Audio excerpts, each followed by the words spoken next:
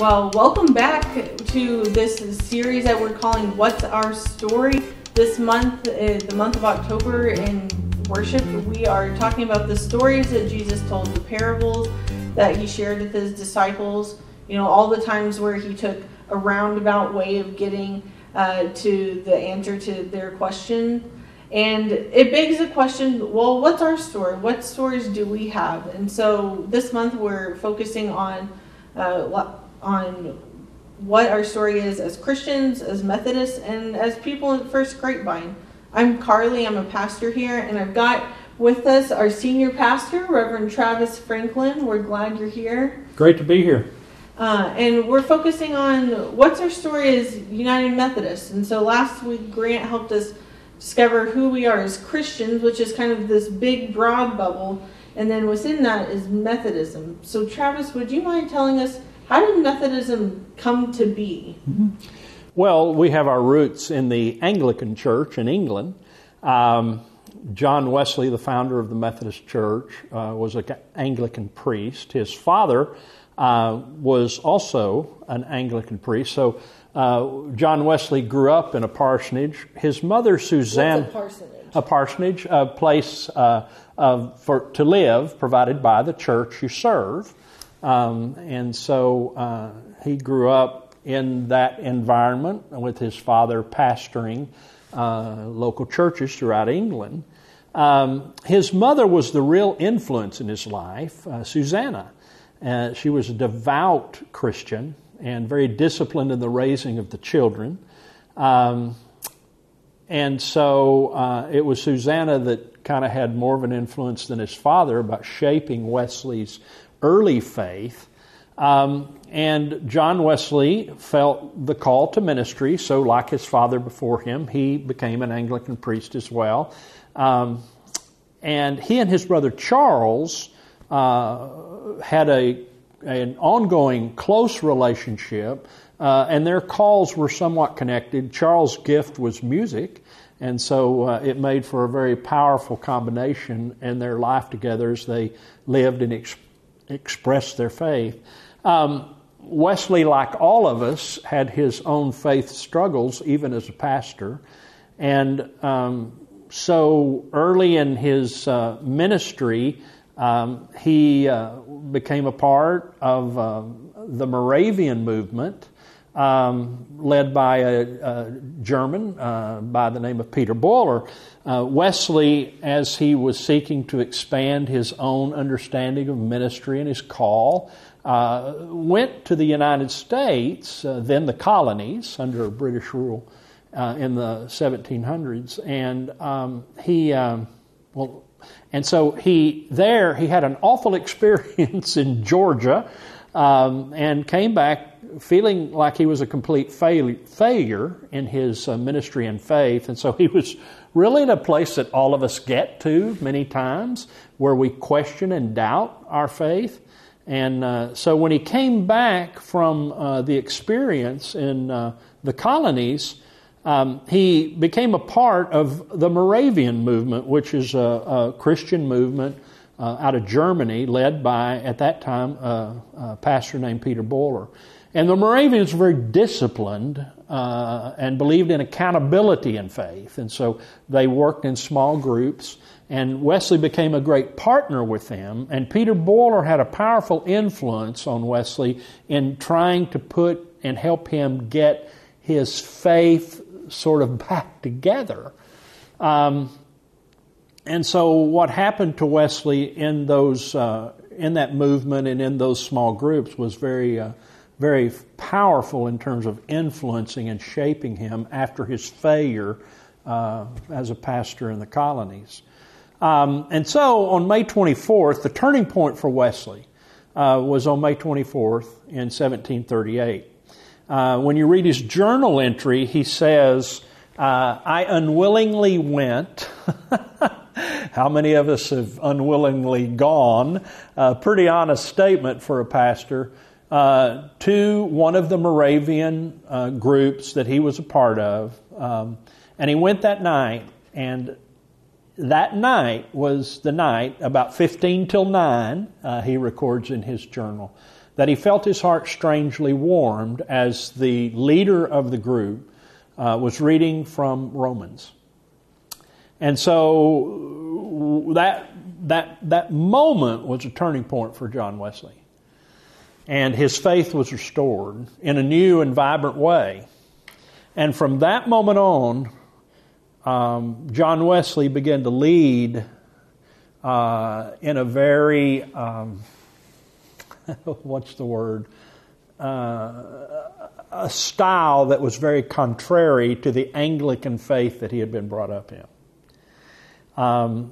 And so he was a part of a group that included a gentleman named George Whitefield, who had already, in his own call, began to do field preaching. By this time, Wesley begins to really separate out from the Anglican Church. He's feeling led by God because of this experience to begin to share the message of God's love with people on the fringe and on the margins. What are some of the places that he went to that John Wesley was particularly drawn to when you say on the margins? Well, his friend, George Whitefield, who was a part of the group, began to challenge Wesley to rethink his connection to the Anglican Church and the way of the Anglican Church, which in the Anglican Church, the liturgy and the Eucharist, the communion, are key elements. Wesley is very disciplined, like his mother Susanna, and so Whitefield keeps pressuring him to move away from that, to expand his sense of the gospel and its witness to people that need it the most, which are the people that are not in the Anglican Church on Sundays. And so Wesley begins to feel God's call through Whitefield, and in fact, Whitefield's already out in the fields preaching, and by the fields I mean out in the coal fields after the coal field workers get off, to places where people are related to their work, and anywhere. Whitefield would go anywhere to preach where people were. Because those people weren't coming to church. No. They felt excluded from that at the time. Well, yeah, and Carly, when the church has built its life and its worship and its community around liturgy and communion, I mean, that's a pretty tough thing for uneducated people to comprehend, understand, and I mean, you have to realize that the folks on the margins, the church had pretty much separated itself from them in a lot of ways because of the emphasis on some of those things. And so Wesley began to feel God's call and pressure through Whitefield, and so Whitefield invited Wesley to join him in a field preaching. And Wesley records in his journal how awkward, it was difficult for him to be separated from the liturgy, but then he saw the results of people responding to the gospel he preached. And it was that experience then where Wesley laid down the liturgy and the Eucharist in terms and really began to feel called to take the gospel in a new, fresh way to people that had never heard it or experienced it. And so the field preaching piece now becomes a part of Wesley's life. This is 1739 when this all began.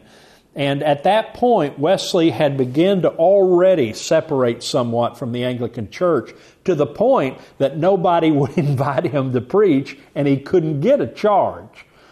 Because the Anglicans were already... Like they wouldn't employ him. No. And so he was already beginning to be ostracized by the Anglican Church because of his expression of faith and the way in which it was moving.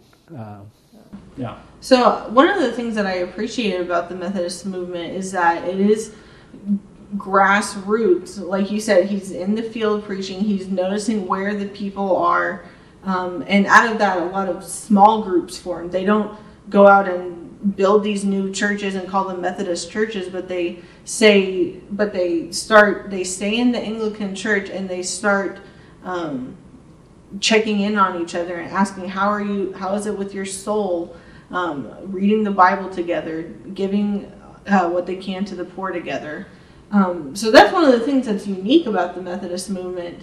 What's something else that, when you think of Methodism, kind of stands out as opposed to other denominations or other iterations of Christianity? Well, you're right, Carly. One of the things that began to stick out in the early years of the Methodist movement, all of this began in a partnership with the Moravians and their small societies is what they called them. And so in 1739, Wesley began to differ with them on a point of theology called Quietism. And so Wesley in 1739 split away from the Moravians. All of this up until this moment was done in partnership with, it was a Moravian society he went to where he was converted. And how do you, for the person who's thinking, he said Moravian like 3 times, what do I look up? It's Moravian? Yes, and it's an expression of Christian faith out of Germany, originated in Germany. And a very conservative movement led by Peter Boehler in the 1700s. And so Wesley sort of broke with them, and then he developed these, what he called Methodist societies. He got that name slapped on him. It wasn't a kind. So our name is not. It originated as a mean nickname. It did, because they were so methodical in school when he and his brother were attending the university. And they were the Holy Club. They named themselves the Holy Club. And they were so methodical, people started calling them Methodists because they were so methodical in their approach and disciplined in their faith. And so Wesley adopted the name and starts Methodist societies. And turned something kind of meant to be, mean, and turned it into something incredibly positive. Maybe a lesson for us in this here today. And so, as he split off, then the Methodist societies were the heart and soul of the movement. And so, small group accountability is certainly something that is a part of our DNA, from the beginning. And so that's some of what separates us. The other thing that I think separates us, that makes us unique, is that Wesley had a powerful understanding of God's grace. You have to remember that John Wesley was raised in a very structured, disciplined environment where all the I's are dotted and all the T's are crossed in terms of an expression of faith as a part of the Anglican Church. His father was a pastor in the Anglican Church. And so in Wesley's transformation, he began to realize that there's more to this than that. It had not worked for Wesley. He failed miserably with that in the colonies. And it was that openness then from his failure that led him to the conversion experience. After the conversion experience, the passage that converted him was a passage in Romans that says that you are saved by faith. And another word for faith is trust. So you're saved by trusting in God's love for you. And so Wesley experienced that for the first time. It's not really that strange to realize that, since he'd grown up in a structured, very disciplined environment. And that realization on that night began to free him with an open understanding of the grace of God. And grace is the unmerited, unconditional love of God, given freely to anyone, anywhere. And so really Wesley experienced that for the first time. So as Wesley, being the theologian that he is, he's brilliant. He attended school on fellowship. You didn't get a fellowship without being incredibly smart and incredibly known for your ability to think. And so Wesley now begins to turn from a head faith to a heart faith from this experience, because it's the heart that was the struggle for Wesley. Mm-hmm. He had it up here, but this was getting in the way of heart, as sometimes it does for all of us. And so once Wesley's heart was converted, it begins to move him in a way, and his understanding of grace becomes a part of the Methodist movement that really is the inspiration and power behind it. And Wesley develops a concept of grace that to this day is the heart and soul of the United Methodist Church. Yeah, so we as United Methodists, we don't worship John Wesley. He's not like this God or anything like that, but he's the person who, for us, kind of led us into this movement of a different way of doing things. And so United Methodists today, what makes us unique? Well, one of the things that happened to Wesley as he began to move to the margins is he began to realize the need there. So what Wesley did is Wesley combined the head and the heart, and two of the key phrases for John Wesley's expression of faith were knowledge and vital piety. It took both. Knowledge and vital piety. Yeah, and vital piety is the heart. Mm-hmm. It's the pious, heartfelt part of faith, and then the knowledge. The mind and the heart come together, and one is not exclusive of the other. So that's one of the gifts of United Methodism, because that's what happened to John Wesley. The other piece was, as Wesley got out in these societies and began to form them, he became aware of the great need of people. So it became a movement of a social gospel, is what we call it, whereby the movement began to address the social needs of the very people it served. And so it became incredibly missional oriented. And that too is a part of our uniqueness. The United Methodist Church has always led the way in terms of denominations about making a social stand against whatever the issues are of the day. We have a book called The Social Principles of the United Methodist Church, where we make a stand rooted in Scripture and faith about everything and everything. So, and if you're ever interested in that, we can help you look at that. You can go on the UMC.org and you can put social principle, and you can see that for yourself and begin to read that for yourself. But that comes from what Wesley began to do. Not only was it missional, it became social justice oriented, to where a lot of the lay people that were groomed by Wesley to be leaders of these societies became key players in their community. Well, their faith formed their politics and their involvement in community. Mm-hmm. And so yeah. That's why I think you've got Methodist hospitals, Methodist schools. Yes. Those are all an expression of how do we make a difference in our world, that our faith isn't just about what we believe in our head, but it's about what we do. And I think that's what makes a difference for Methodists today. Amen. What makes us different. So just as we're ending, if someone was thinking about becoming a United Methodist, what small piece of advice might you give to them, and they weren't sure? Well, I would say, and I believe this with all my heart, more so than any other denomination, certainly, or expression of faith. I would go so far as to say that. No one offers grace like the United Methodist Church.